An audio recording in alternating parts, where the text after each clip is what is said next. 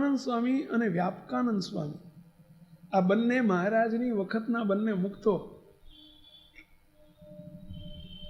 રામાનંદ સ્વામીના શિષ્ય હતા. એમને પણ જ્યારે સમાધિ પ્રકરણ મહારાજે ચાલુ કર્યું ત્યારે ન સેટ થયું, ન ગમ્યું, સેટ જ ના થયું. મહારાજને ઘણી વખત એ વળતા, મહારાજ આ શું તમે કરો છો? અંતે બંને સંતોએ નક્કી કર્યું, સ્વરૂપાનંદ સ્વામી વ્યાપકાનંદ સ્વામી આપણે સત્સંગ છોડીને જતા રહ્યો. હવે સત્સંગમાં કાંઈ રહ્યું નથી. રામાનંદ સ્વામી ગયા પછી આ સહજાનંદ સ્વામી બધું વેર વિખેર કરી નાખ્યું, બધો માર્ગ બદલી નાખ્યો અને આ સહજાનંદ સ્વામી ઊંધું મારી દીધું. રામાનંદ સ્વામીની બધી કરેલી મહેનત ઉપર પાણી ફેરવી નાખ્યું. ખૂબ અમહિમા થઈ ગયેલો. સત્સંગ છોડીને ચાલ્યા જવાનું મન થયું. રાત્રે નક્કી કરી નાખ્યું કે આપણે સત્સંગ છોડીને જતા રહેવું આવતીકાલે સવારે. બંને પોટલા બાંધી દીધા. એમના જે 2-4 જોડ કપડાં હતા પોટલું બાંધીને પૂજા તૈયાર કરીને સવારમાં નીકળી જવું વહેલા. રાત્રે સૂતા છે બંને પડખે અને રામાનંદ સ્વામીએ દર્શન દીધા. સ્વરૂપાનંદ સ્વામી વ્યાપકાનંદ સ્વામી બંનેને એક સરખા દર્શન આપ્યા. તમે જવાનું વિચારો છો પણ કોને છોડીને જશો? તમે ઓળખો છો તમે આ પુરુષને? આ સહજાનંદ સ્વામી માટે અમે કહેતા હતા કે અમે ડુગડુગી વગાડનારા છીએ, ખરા ખેલ ભજવનારા હવે આવશે. તમે એમને ઓળખ્યા નહીં. ખૂબ મહિમા કીધો. સવારમાં બંને ઉઠ્યા પહેલા. સ્વરૂપાનંદ સ્વામી કહે છે, વ્યાપકાનંદ તને રાતે કંઈ દેખાણું? તો કે મને રામાનંદ સ્વામી દર્શન દીધાને આવું થયું. તને કંઈ દેખાણું? મને એવું જ દેખાણું. જોયું? હવે 1 મિનિટ ના રહેવાય. આ બધું આપણે રહ્યા ને એટલે આપણી ઉપર ભૂરકી નાખી દીધી. આપણી ઉપર આ બધું હિપ્નોટાઇઝ કરવા માંડ્યા આપણને. સહજાનંદ સ્વામીની માયાજાળ છે કે લ્યો એનું ઊંધું લીધું, નેગેટિવ લીધું. બોલો, માટે હવે ન ટકાય, ન રહેવાય, એક ક્ષણ ન રહેવાય અહીંયા. જો હવે બીજી રાત રહ્યા તો મરી ગયા, ફસાઈ દેશે આપણને. માટે નીકળો, ભાગો. રોજ સવારે મહારાજ 7 વાગે સભા કરતા. આજે વહેલા ઉઠાડીને બધાને કે ચલો સભા કરવાની છે. મહારાજ 6 વાગે સભા ચાલુ કરી દીધી. અને મહારાજ સભા કહીને બેઠા છે ને આ બાજુ સંત આશ્રમ, અને ત્યાંથી પાછળથી ત્યાંથી જ રસ્તો, ત્યાંથી જ નીકળવું પડે સભા પાસ કરી જવું હોય તો. બંને અંદર બેઠા મૂંઝાય સાલું શું કરવું? તો સભા વહેલી ચાલુ થઈ ગઈ. આપણે સભા પહેલાં નીકળી જવાનું હતું અને આજે મહારાજે સભા વહેલી કરી દીધી. સારું, સભા બેહી ગઈ છે ને આપણે જઈશું કેવી રીતે, નીકળશું કેવી રીતે? ત્યાંથી જ રસ્તો એ જ છે. અને જો સભામાં બેઠા તો નક્કી કંઈક હિપ્નોટાઇઝ કરી નાખશે. બોલો, હિપ્નોટાઇઝ લાગે. અમહિમા હતો ને એટલે એઠું ખાલી નીકળી જ જઈએ. અને બંને ત્યાંથી નીચું જોઈને બંને પોટલા લઈને જય સ્વામિનારાયણ કરવા નથી આવ્યો. મહારાજને જય સ્વામિનારાયણ કરવા આવ્યા નહીં. અમહિમા કેટલો હશે, અહીં સુધી ભરાણો હશે. પાછળ જોઈને સામું જોવાય નથી રહ્યા. નીકળવાનું સડસડાટ નીકળવા જાય. એ જ વખતે એક હરિભગત, 2 હરિભક્તો આવીને ઉભેલા. મહારાજનું એક ચંદનનો વાડકો લઈને તૈયાર, મહારાજને ચંદન ચર્ચવા, અને બીજા હરિભગત હાથમાં હાર લઈને ઉભેલા, મહારાજને હારથી પૂજન કરવા. મહારાજે રોક્યા, ભક્તો ઉભા રહો. તમે તો સત્સંગમાં છો એટલે તમને કાલે લાભ મળશે, પરંતુ આ સ્વરૂપાનંદ સ્વામી વ્યાપકાનંદ સ્વામી નીકળ્યા છે અને સત્સંગ છોડીને જાય છે. હવે એ ફરીથી સત્સંગમાં આવવાના નથી. તો છેલ્લે ઉભા રહો. આપણે સ્વરૂપાનંદ સ્વામી વ્યાપકાનંદ સ્વામી કહીએ, એ સ્વરૂપાનંદ સ્વામી વ્યાપકાનંદ સ્વામી 1-2 મિનિટ રોકાવો, આટલું પૂજન કરીને જાઓ. તમારે જોવું જ જાઓ, પણ આ પૂજન કરીને જાઓ. સ્વરૂપાનંદ સ્વામી વ્યાપકાનંદ સ્વામી ચમક્યા, ભારે કરી. બેને એકબીજાની સામું જોયું. શું કરવું? મહારાજ બોલ્યા, ચિંતા ના કરશો, અમે તમને નહીં રોકીએ. તમે નક્કી કર્યું છે એમ જ કરજો, પરંતુ છેલ્લી વખત તમારું પૂજન કરતા જાઓ. હવે સામે ચાલીને એમ કે પૂજન કરતા જાઓ તો ના પડે. હું તમને સામે તો પ્રેમજી મારે તમારે ત્યાં હમણાં પધરામણી આવું છે, તમે શું કહો? ઈચ્છા ના હોય તો હા પાડવી પડે કે ના પડે? બોલો, ઈચ્છા ના હોય તો એમ ના પડાય. કારું કેવી રીતે ના પાડવી? મહારાજ સામે ચાલીને 100 અમારું પૂજન કરતા જાઓ. બંને સંતો ચલને હવે પૂજન કંઈક ભાગવત છે ને આપણે ક્યાં રોકાવું છે. બંને આવ્યા. સ્વરૂપાનંદ સ્વામી, લ્યો તમે ચંદન હાથમાં લ્યો. વ્યાપકાનંદ સ્વામી, તમે હાર લો, અમારું પૂજન કરો. અને બંને સંતોએ હાથમાં એક જણાએ હાર લીધો, એક જણાએ ચંદન લીધું. મહારાજ મને નહીં, કહો મને. હો, મનથી પૂજા નથી કરવાની. કેવી રીતે કરવાની હતી? કહો મને. પરાણે કરવાનું હતું, અંદરથી મહિમા નહોતો, પરંતુ આજ્ઞા કરી હતી એટલે કરવાનું હતું. જ્યાં પૂજન કરવા જાય અને ત્યાં એ જ વખતે જ્યાં આમ હાથ લાંબો કરે ને, મહારાજ કે સ્વામી ઉભા રહો. આવૃત પૂજન ના થાય, આવૃત પૂજન ના થાય. મહારાજ કેવી રીતે કરવાનું? મહારાજ કે જુઓ, સ્વરૂપાનંદ સ્વામી, વ્યાપકાનંદ સ્વામી, જુઓ, આ જેટલા સ્વરૂપો છે ને એટલા સ્વરૂપોની એક હારે પૂજા કરો. અમારા એકનું પૂજન ના થાય. એક સાથે આ બધા સ્વરૂપોની પૂજા કરો. હવે આમ જ્યાં કહ્યું, સ્વરૂપાનંદ સ્વામી, વ્યાપકાનંદ સ્વામી જોયા કરે, આમ આટલા બધા. રામાનંદ સ્વામી આગળ ઉભા છે, હાથમાં હાથ જોડીને પેલા સ્તુતિ કરે. આ બધાનું એક હારે પૂજન કર્યું. અરે મહારાજ, એક હારે પૂજન કેમ થાય? મહારાજ કે થાય. હું તમને રીત બતાવું. તમે જેને સર્વોપરી ભગવાન સમજતા હોય કે ભગવાન સમજતા હોય એનું નામ લઈને કરો સંકલ્પ. હવે રામાનંદ સ્વામી તમે ભગવાન માનો છો, ચલો એમને પ્રાર્થના કરો કે હે રામાનંદ સ્વામી, તમે સર્વોપરી ભગવાન હોય તો જેટલા આ બધા અવતારો મુક્તો છે એટલા સ્વરૂપ અમારા થઈ જાય. કોઈ રિઝલ્ટ ન મળ્યું.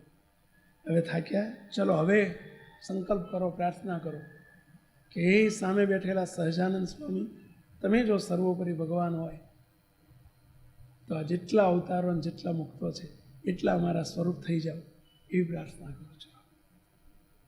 હવે આ મહિમાથી કરવાની હતી કે લબડીને કરવાની હતી? બધું કરી જોયું, તમામ ઉપાય કરી જોયા, પણ મેળ ન પડ્યો. અંતે પ્રાર્થના કરે છે કે હે સહજાનંદ સ્વામી, તમે જો સર્વોપરી ભગવાન હોય તો આ જેટલા સ્વરૂપો છે એટલા અમારા રૂપ થઈ જાય.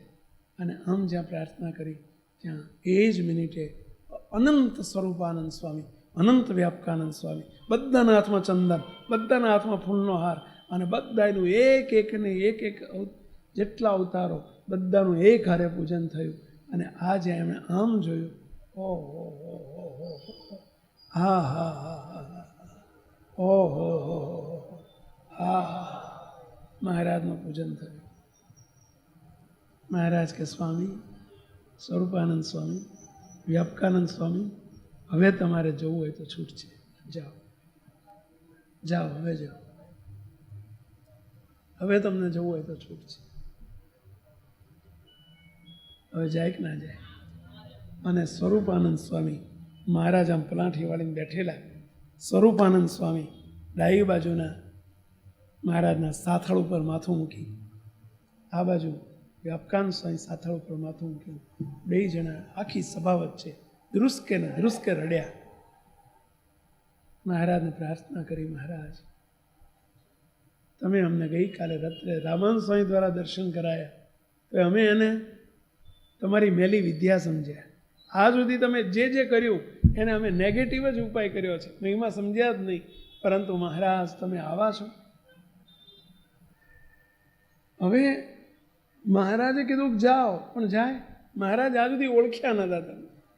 અને સંપ્રદાય એવું કહે છે, સંપ્રદાયનો ઇતિહાસ એવું કહે છે કે સ્વરૂપાનંદ સ્વામી અને વ્યાપકાનંદ સ્વામી પછી મહારાજ જોડે અને નાનામાં નાના એમના સાધુ જોડે એટલા દાસ થઈને રહ્યા છે, જીવન પર્યંત દાસ થઈને વર્ત્યા. બોલો, એ દાસત્વ પણ આવ્યું ક્યાંથી? પ્રશ્ન એ છે, ક્યાંથી આવ્યું? પેલા મહિમા સમજાવ. જીવન પર્યંત ગયા નથી, હજારોને વાળ્યા છે, હજારો લાખોને વાળ્યા, મહિમા સમજાવવાનો. મુક્તો જેનો જેટલો મહિમા સમજાય, મુક્તનો મોટા પુરુષનો પણ મહિમા સમજાય તો જ દાસત્વ પણ આવે.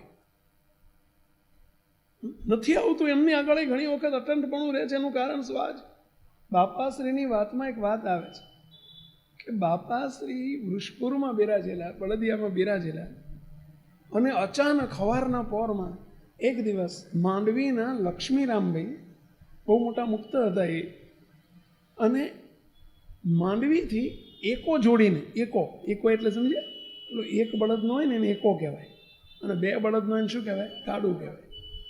એકો જોડીને બાપાશ્રીને લેવા માટે બળદે આવ્યા.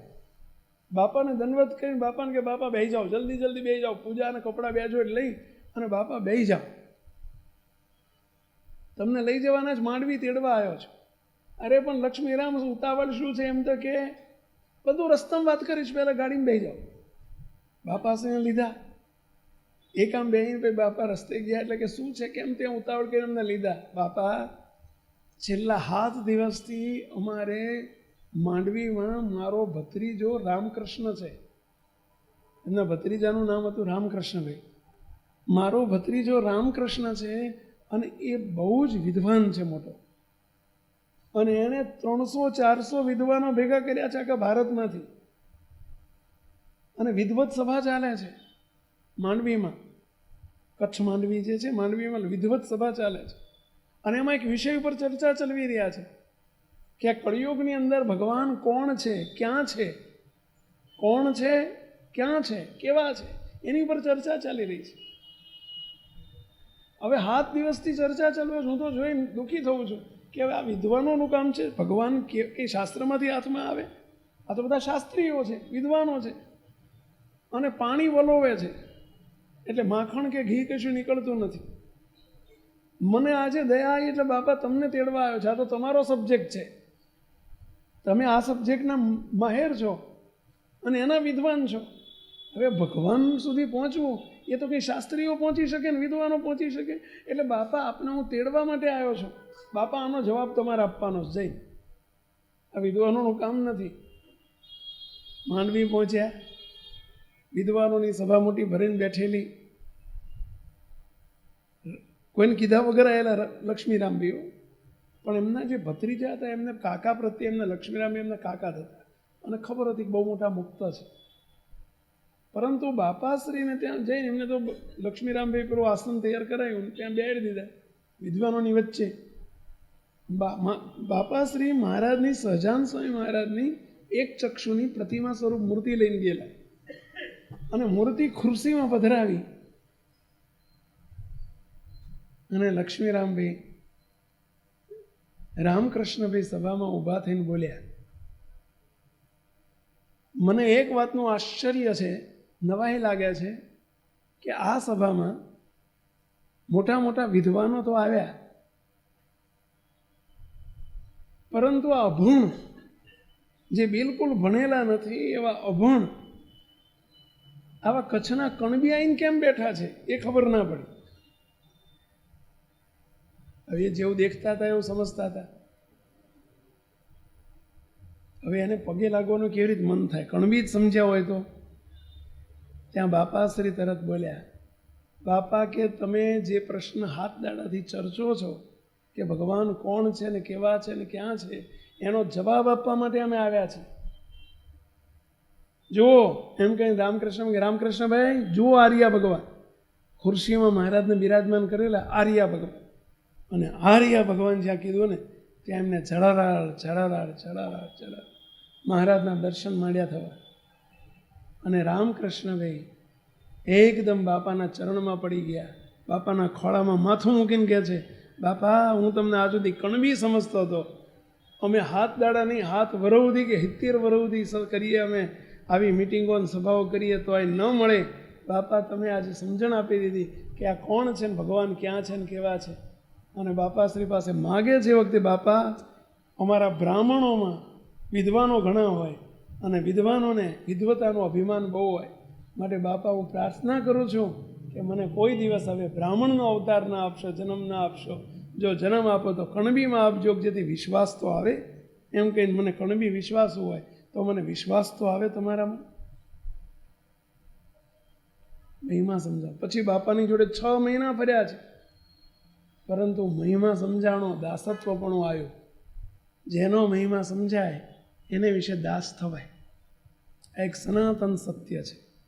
અમે સાધુ થયા જ્યારે શરૂઆતમાં 1980માં બાપજી પાસે, હું ને આપણા ભક્ત સ્વામી, બાપજી એક કોથળા ઉપર બેસતા. કોથળો એટલે સમજ્યા પેલા પેલો કંતાનનો કોથળો. અને એ કેવો કોથળો ખબર છે? ફાટી ગયેલો. તમે જેને પગલુંછણિયા તરીકે કામ મારો ને, હવે તો એ હારા હોય છે. પણ પેલા ગામડામાં પગલુંછણિયા કેવા ચોમાસા હોય ને તો એ કોથળા મૂક્યા હોય કે એની પર લૂછીને અંદર જાય. અને એ હારો કોથળો હોય, 50 રૂપિયાનો ખાંડનો પેલો સુગરનો કોથળો, એને 50 રૂપિયા આવતા હોય એવો કોથળો હોય. ફાટી ગયેલો, એટલે ચીંથરા ઉડી ગયા હોય એવા ઉપર બાપજી બેસતા. અમે આવ્યા હતા. બાપજીને બધા ઓળખે, પણ કેવી રીતે ઓળખતા ખબર છે? ઘનશ્યામનગરનો ટૂંકો સમાજ હતો, પણ કેવી રીતે ઓળખતો કે બાપજી સારા સાધુ છે, સ્ત્રી ધનના ત્યાગી સાધુ છે, આ રીતે જ ઓળખે. આટલો જ બાપજીનો મહિમા કે બીજા કરતાં સારા સાધુ છે. મહિમા સમજાય તો જ દાસત્વપણું આવે. પછી સંતનો મહિમા સમજાય કે હરિભક્તોનો સમજાય. આપણને અરસપરસ દાસત્વપણું નથી આવતું, અને એનું મોટું કારણ શું છે? આપણને અરસપરસ દેહ દ્રષ્ટિ છે, મહિમા નથી. અને એટલે આપણને એ વિચાર નથી આવતો. આપણે જેવું જોઈએ છીએ એવું દેખીએ છીએ. આ તો પ્રેમજીભાઈ છે ને, આ તો રાજેન્દ્રભાઈ છે ને, આ તો નચિકેતાભાઈ છે ને, આ તો એ જ ભાવથી જોઈએ છીએ. એટલે એમના જે કંઈક આગળ પાછળ બન્યું હોય ને જોયું હોય ને, એટલે ગુણદોષ આપણામાં રહી જાય છે. એ દોષ દ્રષ્ટિ રહી જાય છે કે આ તો આવા જ છે. પરંતુ મહારાજે વચનામૃતમાં લખ્યું છે, મારે જરા એક વચનામૃત જોવું છે. સ્વામિનારાયણ ભગવાન શું બોલ્યા છે? જો દાસત્વપણું આવવાનું મોટામાં મોટું કારણ, મોટામાં મોટો ઉપાય મહિમા સમજાય તો એનો દાસપણું એની આગળ રે. બાલમુકુંદ સ્વામી, ગુણાયતાન સ્વામીના શિષ્ય બાલમુકુંદ સ્વામી હતા જુનાગઢમાં, બહુ મોટા સંત. સ્વામી મેંદરડા પધારેલા. જુનાગઢ જિલ્લામાં મેંદરડા તાલુકો છે, અને સ્વામી મેંદરડા પધારેલા. સ્વામી મંદિરમાં બિરાજેલા. સ્વામી 4-5 દિવસ રોકાયેલા. બહુ મોટા સંત. રોજ સવાર સાંજ જુવાનિયા હરિભક્તો બહુ હતા. જુવાનિયા એટલે સમજે ને, બધી લગભગ યંગસ્ટર્સ બહુ હતા ગામમાં. સ્વામી બધાને જોઈને બહુ રાજી થાય કે આવી યુવાની અવસ્થામાં જોઈને ભગવાનને કેવા રાજી કરે છે. સ્વામીને રાત દાડો સમાગમ કરતા.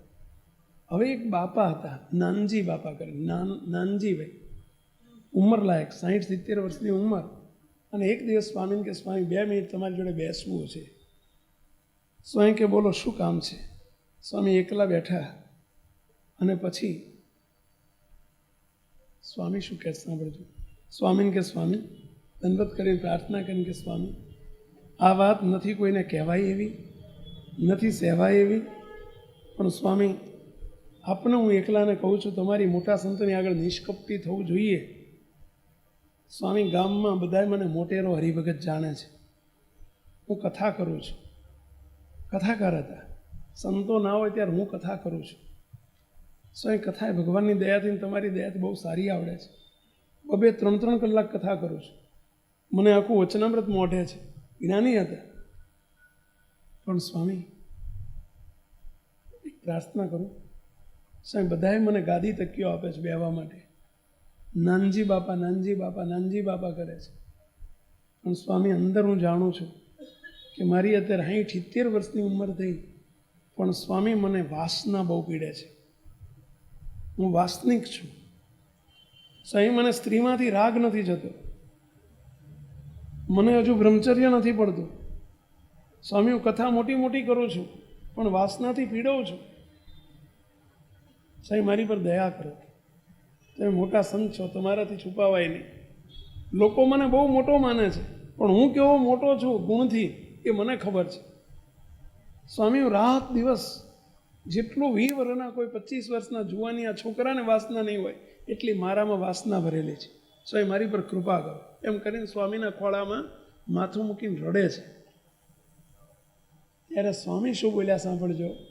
સ્વામી કે નાનજીભાઈ, અમારી જોડે એની એક બહુ સહેલામાં સહેલી દવા છે, તમે લેશો? અરે સ્વામી, એના માટે હું આવ્યો છું તમારી જોડે, કૃપા કરો. સ્વામી કે કૃપા તો થશે, અમે કહીએ એમ કરશો તો. બોલો સ્વામી, આપ કો એમ કરીશ. સ્વામી કે કરશો ને? અરે સ્વામી, તમે કહો તો ધાયણા પાયણા કરું, તમે કહો તો એકટાણા કરું, તમે કહો તો ઉપવાસ કરું. ધાયણા પાયણા એટલે સમજ્યા ને ભેલા? એક નકોરડો ને એક એકટાણું, એક નકોરડો ને એક એકટાણું. સ્વામી આપ કહો એ બધું કરું. સ્વામી પણ મારી વાસના બાળો. સ્વામી કે કશું એ કંઈ કરવાની જરૂર નથી, હું કહું એમ કરજો. સ્વામી બોલો આપ જેમ કેમ કરશો. સ્વામી કે જો સાંભળો, આ બધા જુવાનિયા, અહીંયા જુવાનિયા બહુ છે, યંગસ્ટર્સ બહુ છે, અને બધા જુવાનિયા જ્યારે જે કીર્તન ભક્તિ કરતા હોય ને એ વખતે ડોહા ઓછા હોય છે, જુવાનિયા ઝાઝા હોય છે, અને એવી મૂર્તિ ધારીને બધા કીર્તન ભક્તિ કરે છે. અમે બહુ રાજી થઈએ છીએ એમને જોઈ. સાંજે જ્યારે બધા જુવાનિયા કીર્તન ભક્તિ કરતા હોય ત્યારે તમારે આવી અને જુવાનિયાઓને સામું આમ એક બાજુ ખૂણામાં ઊભા 10 દંડવત કરવાના. આ યુવાનોને 10 દંડવત કરવાના, રોજ 10 દંડવત કરવાના. જાઓ, તમારી અંતરની વાસના બળી જશે. જાઓ, અંતરની વાસના બળી જશે. શું નિયમ આપ્યું? 10 દંડવત. હવે 100 દંડવત કરીએ કે એવા હતા કે પગની તકલીફ નથી. સ્વામીને કે સ્વામી આ બધા આ તો ઓલો કમલેશિયો છે, આ તો ઓલો ધમલો છે, આ તો ઓલો મન્યો છે. સ્વામી આ તો બધા મારા છોકરા મોટા ભાગના છે. આમાં સ્વામી મારા ખોળામાં બધા મોટા થયા, મૂતરીને ગયો. આ જાડી ભાષામાં એવું કેમ પહેલા આ છોકરા બધા મારા ખોળામાં પેશાબ કરી કઈ મોટા થયા છે. અને એ બધા કન્યાનંદ મન્યાનંદ ધનિયાનંદ મારે દંડવત કરવાના. સ્વામી આ તમે શું બોલો છો? સ્વામી કે કન્યો મન્યો ધનિયો દેખશો તો દંડવત નહીં થાય. એને શું સમજશો તો દંડવત થશે? આ મહારાજના મુક્તો છે એટલું સમજો. હું તમને કમલાન મન્યાન ધમલાને દંડવત કરવાનું નથી કહેતો, હું મુક્તોને દંડવત કરવાનું કહું છું. તમારી અવરભાવની વૃત્તિ છે ને એને કાઢી નાખો, દેહ દ્રષ્ટિ કાઢી નાખો, અને એવું સમજો કે મહારાજના મુક્તો છે એવું સમજીને એને દંડવત કરો. જાઓ, તમારી વાસના ભસ્મિત ઉદ્ભુત થઈ જશે. બોલો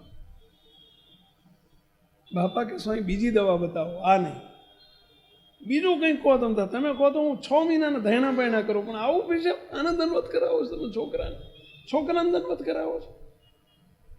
6 મહિનાના ધાયણા પાયણા કરો. હવે મારું બેટું એ અઘરું કા દંડવત કરવા રાખો છે. હવે આ કેટલું સહેલું હતું. નકોરડો ઉપવાસ કરવો હોય તો કેટલો કાઠો પડે, કેટલી અશક્તિ આવી જાય. જરાક અશક્તિ જેવું લાગે કે શું પાણી પીવાનું ના મળતું હોય અમારે, તો અશક્તિ જેવું લાગે. અને આ તો 6 મહિનાના ધાયણા પાયણા કરું કે છે. બોલો, પણ ભૈસામાં દંડવતની વાત ના કરો. અઘરું હતું એ કરું, પણ સહેલું છે ના કરું. પણ અઘરું કેમ પડ્યું? દેહ દ્રષ્ટિ હતી. હું કમલો ને ધમલો ને મનિયા ને મારા છોકરાને હું દંડવત કરું? હું 60 વર્ષનો એક 20 વર્ષના દંડવત કરું? જો આ મહિમા નથી સમજાણો એટલે નિર્માની નથી થવાતું. સ્વામીને નાનજી બાપાને અડધો કલાક રગજગ ચાલી. અરે સ્વામી હું 25,000નું દાન કરું. એ જમાનામાં 25,000 એટલે બહુ મોટું દાન કહેવાતું. અત્યારના કરોડ કહેવાય. એ જમાનાના 25,000 એટલે 25,000નું દાન કરી દઉં બાપા તમારા વચને, પણ મને આવા દંડવત ના કરાવો છોકરાને. બોલો સ્વામી તમે કહો તો મંદિર માટે 50 વીઘા ખેતર આપી દઉં, 50 વીઘાનું જમીન આપી દઉં કે મંદિરની આજીવિકા માટે, પણ સ્વામી મને આ છોકરાને દંડવત કરાવો છે. કે કથાકાર છે પરંતુ મુદ્દો હાથમાં ના આવ્યો. સ્વામી કે કાંઈ કરવું નથી, મારે 50 વીઘાનું ખેતર નથી અપાવવું, 25,000 નથી જોતા, 6 મહિનાના ધાયણા પાયણા નથી કરવા.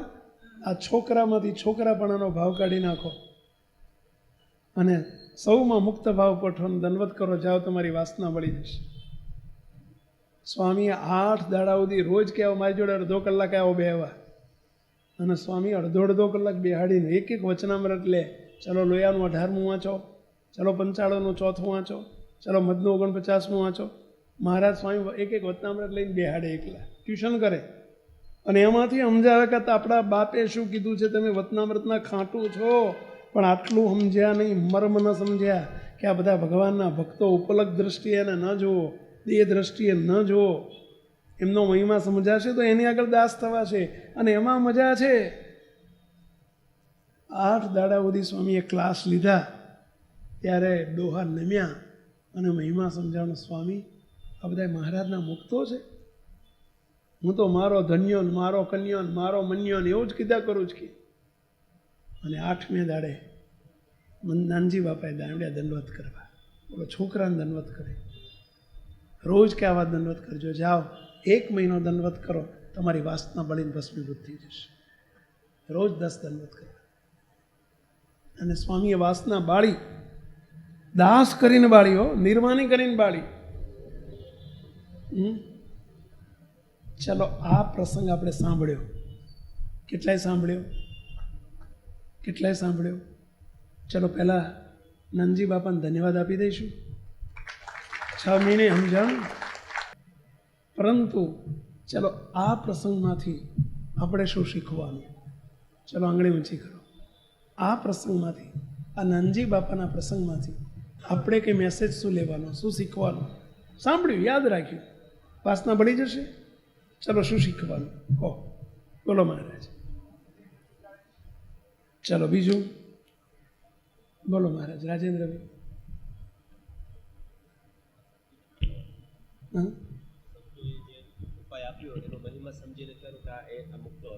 ચલો બીજું.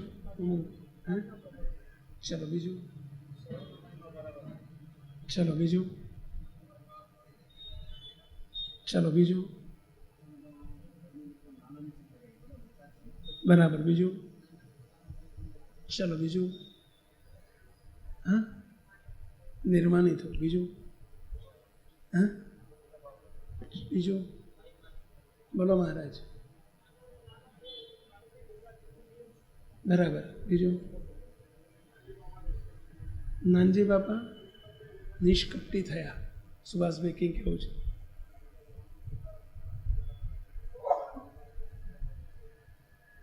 મુક્તો. ચલો આ પ્રસંગમાં હા બોલો. આપણે ઘરે મુક્તો, નાના મુક્તો હોય તો એના પણ મહારાજના દર્શન કરવાના, અને અનાદિ મુક્તો છે. મુક્તો આપ સૌને પ્રશ્ન પૂછો. ચલો નાનજી બાપાને જે સ્થિતિ હતી, જેવી વાસના પીડતી હતી, અને જેવું અંતરમાં વાસનાનું પ્રમાણ હતું, એ વાત આપણને તો કોઈ લાગુ પડતી નથી. એનો ઉપાય, એની દવા સ્વામીએ શું બતાવી? એક જ દવા બતાવી, મહિમા સમજો. સંતોને દંડવત થાય છે કારણ કે સંત સમજીએ છીએ. હરિભક્તને પણ મહિમા સમજી અને હરિભક્તોનો મહિમા સમજો. આ ઉપાય આપણે અજમાઈએ તો જે મેટાસિનથી, જે પેરાસિટોમેલથી અમનો તાવ ઉતરે, અમને ઉતરે કે ના ઉતરે? મુક્તો આ દાસત્વ પણ કેળવવું પડશે, નિર્માની થવું પડશે. અને નિર્માની તો થવાશે કે જો મહિમા સમજાશે તો. આપણે થાપ અહીં ખાઈ જઈએ છીએ. આપણને પ્રાપ્તિએ કરીને અનાદિમુક્ત કર્યા છે, પણ થાપ ક્યાં ખાઈ જઈએ છીએ? અહીંયા મહિમા સમજાતો નથી. મોટાનો મહિમા સમજાય છે, પરંતુ આપણા બરોબરિયાનો મહિમા સમજાતો નથી. જોડે રહેનારાનો મહિમા સમજાવતો નથી. સ્વભાવ દોષ ઉપરના જોવાય છે એટલે આપણને એ ઘર કરી જાય છે. હલકી વસ્તુ છે ને, એ અંદર પેસી જાય છે. પરંતુ મહારાજને મોટાએ કીધેલા આ વાત કન્યા, મન્યા અને ધન્યા માટે જ બાલમુકુંદ સ્વામીએ કહીએ છીએ કે આ છોકરાઓમાંથી છોકરાપણાનો ભાવ કાઢી નાખો. એ એમના માટે જ હતું. પહેલાં આપણને પણ શીખવાડે છે કે તમે દેહ દ્રષ્ટિએ આ બધા મુક્તોને ન જુઓ. શ્રીજી મહારાજે પોતે આશીર્વાદ આપેલા છે. અને જે સત્સંગમાં આવ્યો, રાજાનો કુંવર ભલે 12 મહિનાનો હોય તો એ કુંવર સાહેબ જ કહેવાય, અને 12 વર્ષનો હોય તો એ કુંવર સાહેબ જ કહેવાય. 12 મહિનાનો હોય તો એને ચૂંટીઓ ના ભરાય. 12 વાહનો હોય ને તો એ ચૂંટીઓ ના ભરાય. એ રાજાનો કુંવર છે. મહિમા નથી સમજાતો એટલે આપણને અહંકાર રહે છે, અભિમાન રહે છે, માન રહે છે, એકબીજાના અભાવ ગુણ આવે છે. અને પરિણામ સ્વરૂપે આપણને વાસનાઓ પીડે છે, દોષ પીડે છે. તો નિર્માની થવું, નિર્માની થવું, નિર્માની થવું. બાપાશ્રીની વાતમાં એક બીજી આવી જ વાત આવે છે કે બાપાશ્રીની વાતમાં કહ્યું છે, બાપા બોલ્યા છે કે એક દિવસ સંતોની સભા અને હરિભક્તોની સભા ભરીને મહારાજ બિરાજ્યા હતા ગઢપુરમાં. અને આગળ બેઠેલા હરિભક્તો અને આગળ બેઠેલા સંતોને થોડું માન આવ્યું કે અમે મોટા અને આ બધા વાંહે બેઠેલા તો હવે ઠીક બધાય. મહારાજે માન ટાળવા માટે મહારાજે પાછળ બેઠેલા સંતો અને પાછળ બેઠેલા હરિભક્તોમાંથી તે જ છોડ્યું. બધાએ પાછળ જોવા મળ્યા કે શું છૂટ્યું? મહારાજને કે મહારાજ આ તેજ ક્યાંથી આવ્યું? મહારાજ કે વાંહે બેઠેલા સાધુ હરિભક્તોમાંથી આવ્યું. મહારાજ આવા તેજોમય છે? મહારાજ કે તમે એવા છો ને એ એવા જ છે. તમે વ્યવહારે કરીને મોટા છો એટલે તમને એનું માન આવ્યું કે અમે મોટાના વાંહેવાળા તો ઠીક. હવે આ નાના નથી અહીંયા કોઈ. અમારી સભા છે અને અમારી સભામાં બેઠેલા કોઈ નાના ન હોય. પાર્લામેન્ટમાં જે બેહતા હોય એ બધા આખી પબ્લિકમાંથી 2-5 લાખ વોટમાં લઈને જીતીને આવ્યા હોય. પહેલાં એ નાના બધા હરખા હોય, નાના ન હોય. કોઈને કદાચ મિનિસ્ટર કર્યા એટલે મોટા થઈ ગયા હોય, નાના એવું નથી. એમ મહારાજ આપણને સમજાવે છે એ દ્રષ્ટાંત દ્વારા કે સત્સંગમાં કોઈને નાના ન સમજો, એને ઉપલબ્ધ દ્રષ્ટિએ ન જુઓ, અને એ પ્રમાણે જો જોશો તો એનો અહંકાર આવ્યા વગર નહીં રહે. માટે અહંકાર મુકાવવા માટે થઈને મહારાજ આ દ્રષ્ટાંત પૂરું પાડે છે. સમજ્યા? મુક્તો અત્યારે આપણે સમજવાનું કે અત્યારે પણ સૌનો દિવ્ય ભાવ જો સમજાય તો એને વિશે નિર્માનીપણું રહે, દાસત્વપણું રહે કે કોણ છે મહારાજના મુક્તો છે. આ દેહ દ્રષ્ટિ ટળે તો દિવ્ય દ્રષ્ટિ થાય. પછી એને નાનામાં નાના હરિભક્તને પણ એની આગળ કોઈ દિવસ માન ના આવે. આ વખતે એક નિયમ આપ્યો છે બધાએ, દાસાનું દાસ થઈને રહીએ એમાં, કે આપણે બધાએ દયાળુ શબ્દ બોલતા તો શીખ્યા છીએ. કેટલા દયાળુ શબ્દનો પ્રયોગ કરો છો? તમે કરો છો? કોની આગળ? બધા આગળ? સહવાસ તમે કરો છો? સારું કહેવાય. આપણો દયાળુ શબ્દ તો કોમન ધીમે ધીમે બન્યો છે. થોડીક દ્રષ્ટિ બદલીએ અને જેમ દયાળુ શબ્દ શું કહે છે, યુઝ ટુ થઈ ગયા છે, આપણે બોલાઈ જાય. પણ જોડે રાજી રહેજો, આ શબ્દનો ઉપયોગ આપણે બહુ કરતા થઈએ. કોઈ પણ તમે ફોન કરો ને કોઈને, દયાળુ જય સ્વામિનારાયણ એટલું તો કહેતા હશો. છેલ્લે દયાળુ જય સ્વામિનારાયણ એવું કહેતા હશો. આપણે ફોન કરો તો છેલ્લે જે હોય સામે દયાળુ રાજી રહેજો જય સ્વામિનારાયણ આટલું કહીએ તો ચાલો દિવસમાં જ્યારે જેની જોડે મળો ને 5-10 મિનિટ બેસો ને પછી છૂટા પડતી વખતે દયાળુ રાજી રહેજો. આ રાજી રહેજો શબ્દ છે ને એ માયાથી પરનો શબ્દ છે. માયાથી પરનો શબ્દ છે. બિન સત્સંગી નહીં કહેવું. આપણે મહારાજ છે એમાં બિરાજે છે એમ દયાળુ શબ્દ બોલીએ છીએ એ બોલો. બિન સત્સંગી આગળ કહો રાજી રહેજો કહો. એમાં શું આપણું પોઝિશનમાં પંચલ પડવાનું છે? પણ આ શબ્દ એક આપણે બોલતા થઈએ એ નિર્માનીપણાનો શબ્દ છે. દયાળુ રાજી રહે. ઘરવાળા આગળ એ તે, બાળકો આગળ એ તે, છોકરાઓ આગળ એ તે, સ્ટાફ આગળ એ તે, અરે તમારા સંબંધી આગળ એ તે, સંતો આગળ એ તે. આ એક ટેવ જ પાડી દઈએ. દયાળુ શબ્દની ટેવ પાડી છે ને એવી રાજી રહેજો આ શબ્દ એડ કરી દઈએ. હું તો બહુ અદ્ભુત શબ્દ છે. આ બહુ સામાન્ય શબ્દ નથી. રાજી રહેજો. રાજી રહેજો એટલે નિર્માનીપણાનો શબ્દ છે. એક દાસત્વપણાનો શબ્દ છે. આ ગુસ્સો કરીને કહેશો ને તમે તોય તે બોલો ઘણો ગુસ્સો ઉતરી જશે. બોલો તમારો તે સામેવાળાનો 100%. હા, 7-8 વર્ષ પહેલાં અમે વિચરણમાં ગયેલા. અઠવાડિયું વિચરણ કરીને અમે સ્વામિનારાયણ ધામ ઉપર આવ્યા. બપોરના લગભગ 2-2:30 વાગેલા. અને સ્વામિનારાયણ ધામ ઉપર અમે જુનાગઢ હતા. અને જુનાગઢથી સવારે અમે 6:30-7 વાગે નીકળેલા. આવતા આવતા 7 કલાક 6-7 કલાક થાય. અને અમે જુનાગઢથી રાજકોટથી અમે જ્યારે 1:30-2 વાગેલા, થાળ બાકી હતા, જમવાનું બાકી હતા. આપણો પાછળનો ગેટ છે ત્યાંથી દરવાજો બપોર બંધ રાખે એટલે ફોન માર્યો એટલે પેલા ગેટ કીપરે દરવાજો ખોલ્યો. હવે એ દરવાજાની અંદર એક બાવાજી બેસી ગયેલા અને પેલા જો રકઝક કરે ચોકીદારને. मुझे खाना चाहिए, भोजन चाहिए। बोले चौकीदार के भाई 2 वाग्या भोजन नहीं मिलेगा। अरे नहीं क्यों मिले, लेना है मुझे, भोजन करना है, भूख लगी है। એમ કે જરા રકઝક ચાલે અને મારે ગાડી લઈને અંદર બેસવું, એટલે અંદર બેસીને ગાડી ઊભી રાખી, એટલે બાબાજીને બોલાયા કે इधर आइए। क्या बात है? मैं पूछूँ क्या बात है? એટલે मेरा बाबाजी हाथ जोड़, स्वामी जी कुछ नहीं है, आप कुछ रकझक कर रहे थे, क्या है? कुछ नहीं, बस आपके पास मुझे कुछ नहीं लेना है, मेरी पर खुश रहना, मेरी पर राजी रहना। मारो वाला अब बाबाजी हम के स्वामी जी मेरी पर राजी रहना, कुछ नहीं चाहिए, राजी रहना। હું તો સાંભળીને એટલો રાજી થઈ ગયો, मेरी पर राजी रहना। હવે એને આટલું કહ્યું ને, मैं कि दूसरा क्या चाहिए? बोलो बस स्वामी जी आपके पास मुझे कुछ नहीं मांगना, मेरी पर राजी रहना। ત્રીજી વખત मैं पूछूं दूसरा क्या चाहिए? बोलो बस मुझे मेरी पर राजी रहना। એણે મને ના કીધું કે મારે ભોજન चाहिए। હવે હું સાંભળતો હતો કે ઓલે એની આગળ ભોજન માટે રકઝક કરતો હતો। હવે મને ભોજનનું નામ ન બોલે, તમારી પાસે મુझे कुछ नहीं चाहिए, રાજી રહેना। એટલે મને તરત વિચાર આવ્યો, અને આ શબ્દ આવ્યો ક્યાંથી? અને બોલો અમારા મુખમાંથી શબ્દ નીકળી ગયો કે જ્યાં હમ વહાં તુમ,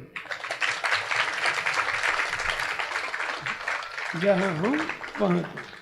એ સમજ્યા હોય કે ના સમજ્યા હોય, મેં સમજીને કહ્યું છે, મેં નહીં, મહારાજે અમારા મુખે બોલ્યા છે કે જ્યાં અમે ત્યાં તમે। પછી સેવકે પૂછ્યું आपने शब्द सिखाया किसने?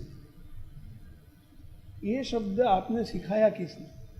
ત્યારે એમણે મને એક વાત કરી, स्वामी जी एक स्वामीनारायण के मंदिर में मैं गया था, वहाँ एक स्वामी जी ने मुझे बात बताई थी कि स्वामीनारायण के कोई भी संत के पास तुम जाओ, कुछ नहीं मांगना, उनके पास हाथ जोड़ के इतना ही बोलना, मेरी पर राजी रहना, मेरी पर खुश रहना, ये बोलना। ये मुझे एक संत ने सिखाया था। मैं कि शाबाश, धन्यवाद। પણ એમાં આજે એની લોટરી લાગી ગઈ, मेरी पर राजी। અને સેવકે એને નથી માગ્યું, છતાંય તે પેલા ચોકીદારને બોલાવી, ચોકીદારને કહી આવી જાવે અંદર લઈ જાઓ, એને જમાડી દે, સારામાં સારી રીતે જમાડજો, પાન કરીને જમાડજો। અને જો મીઠાઈ ના હોય ત્યાં જમવામાં, મેં જોડેવાળા સંતોને અમારે કહ્યું સ્વામી ત્યાંથી આપણે 4 લાડુ મોકલી આપો, અને સંતાશ્રમમાંથી એને લાડુ આપો, જમાડો। એનું 2 પૂરું થયું કે 1 જ પૂરું થયું?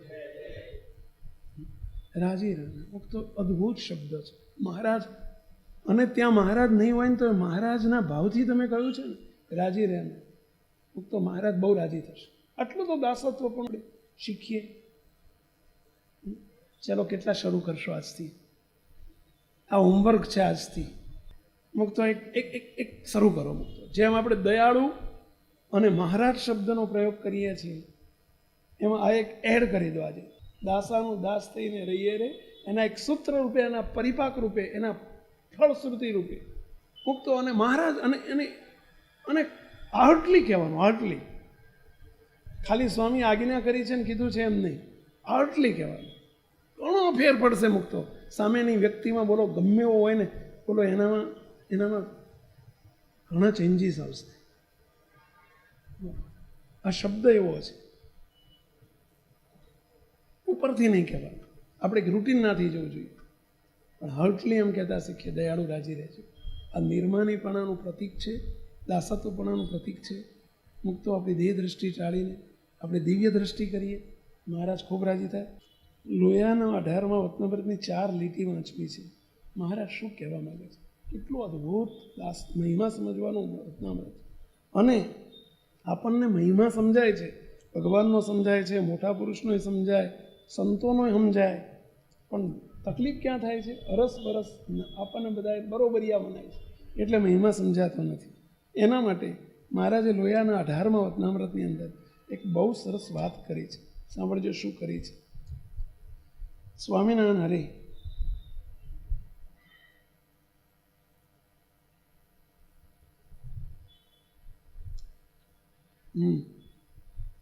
માટે જે મૂઢ જીવ છે તે ભગવાનના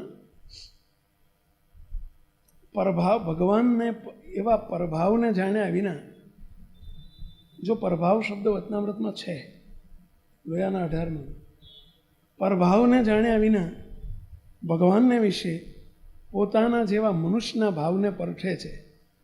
તે મનુષ્ય ભાવ તે શું? તો ભગવાનને વિશે પણ જ્યારે પ્રગટ બિરાજતા હોય અને એના મોટા પુરુષ પણ પ્રગટ બિરાજતા હોય ત્યારે કામ, ક્રોધ, લોભ, મોહ, મદ, મત્સર, આશા, તૃષ્ણા ઇત્યાદિક અંતઃકરણના ભાવ છે તથા હાડ, ચામ, મળમૂત્રાદિક તથા જન્મ, મરણ, બાળ, યૌવન, વૃદ્ધ એ સર્વે દેહના ભાવ છે ઇત્યાદિક જે મનુષ્ય ભાવ તે સર્વે ભાવને ભગવાનને વિશે પણ પરઠે છે અને મોટા પુરુષને વિશે પણ પરઠાય છે. જ્યારે પોતા જેવા હોય ત્યારે આપણને એવું પરઠાય, આપણી જેવી દ્રષ્ટિ છે એવું સામે પરઠાય કે એમને આવું બધું હોય, સમજ્યા? એવું આપણને મનુષ્યના જેવા ભાવ પરઠાય છે. ઇત્યાદિક ભગવાનને વિશે મોટા પુરુષને વિશે પરઠે છે. માટે એવા ભાવનો પરખનારો હોય જે હોય તેને ભગવાનના નિશ્ચય જેવું જણાય છે તો પણ તેનો નિશ્ચય કાચો છે ને જરૂર સત્સંગમાંથી વહેલો યા મોડો જરૂર પડશે. આવું મહારાજ બોલ્યા છે, જરૂર પડશે. જેને ભગવાનને સત્પુરુષને વિશે મનુષ્ય ભાવ છે એને સત્સંગમાંથી વહેલો યા મોડો પડશે. અને હવે આગળ શું કહે છે? અને પરમ દિવ્ય મૂર્તિ છે અને ભગવાન તો પરમ દિવ્ય મૂર્તિ છે અને ભગવાનને વિશે કે મોટા પુરુષને વિશે મનુષ્ય ભાવનો લેશ નથી. માટે ભગવાનમાંથી અને મોટા સંતને વિશેથી મનુષ્ય ભાવ ટાળીને દેવ ભાવ લાવવો. દેવ ભાવ એટલે શું? દિવ્ય ભાવ. દિવ્ય ભાવ લાવવો. પછી શું કહે છે સાંભળજો.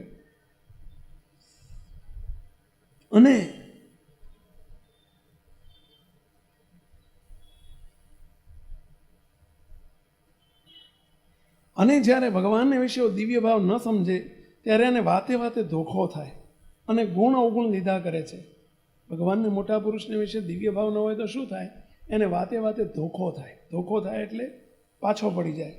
વાતે વાતે ધોખો થાય, રીસ ચડે, આડું પડે, અવળું પડે, વાતે વાતે ધોખો થાય ને ગુણ અવગુણ લીધા કરે.